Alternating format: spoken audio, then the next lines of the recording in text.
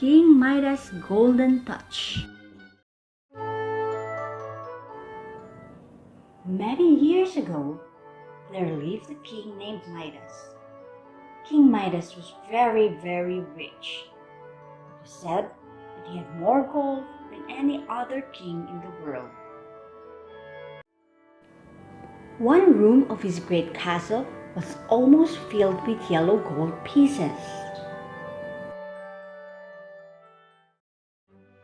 At last, the king grew so fond of his gold that he loved it better than anything else in all the world. He even loved it better than his own little daughter, dear little rosy-cheeked Marigold. His one great wish seemed to be for more and more gold. One day, while he was in his gold room counting his money, a beautiful fairy stood before him. Midas, you're the richest man in the world. There is no king who has so much gold as you. That may be. As you see, I have this room full of gold.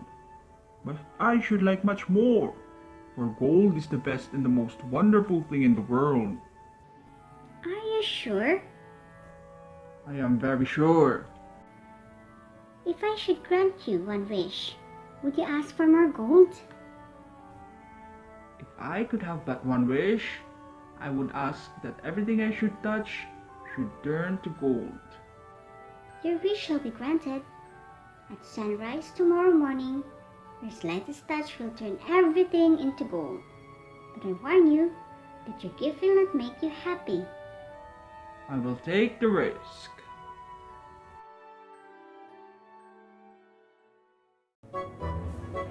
The next day, King Midas awoke very early.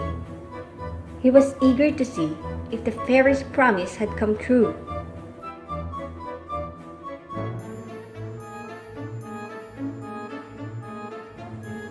As soon as the sun arose, he tried the gift by touching the bed lightly with his hand.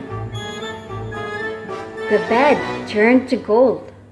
He touched the chair and table. Upon the instant, they were turned to solid gold. The king was wild with joy. He ran around the room, touching everything he could see. His magic gift turned all to shining yellow gold. The king soon felt hungry and went down to eat his breakfast. Now, a strange thing happened.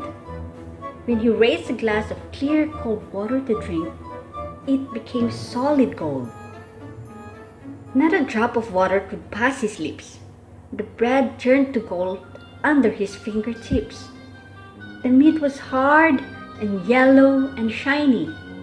Not a thing could he get to eat. All was gold, gold, gold. His little daughter came running in from the garden. Of all living creatures, she was dearest to him. He touched her with his lips. At once, the little girl was changed to golden statue. A great fear crept into King's heart, sweeping all the joy out of his life. In his grief, he called and called upon the fairy who had given him the gift of the golden touch. Fairy, take away this horrible golden gift. Take all my lands. Take all my gold. Take everything.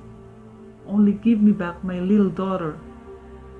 In a moment, the beautiful fairy was standing before him. You still think that gold is the greatest thing in the world? No, no. I hate the very sight of the yellow stuff. Are you sure that you no longer wish the golden touch? I have learned my lesson. I no longer think gold is the greatest thing in the world. Very well. Take this pitcher to the spring in the garden and fill it with water. Then sprinkle those things which you have touched and turn to gold.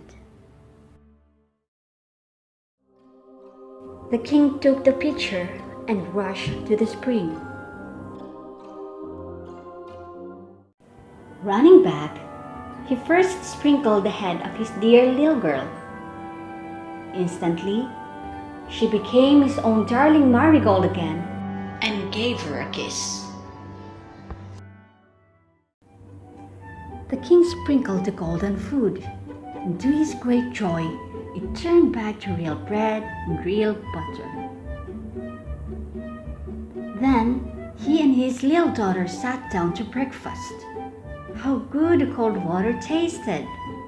How eagerly the hungry king ate the bread and butter, the meat, and all the good food. The king hated his golden touch so much that he sprinkled even the chairs and the tables and everything else that the fairy's gift had turned to gold.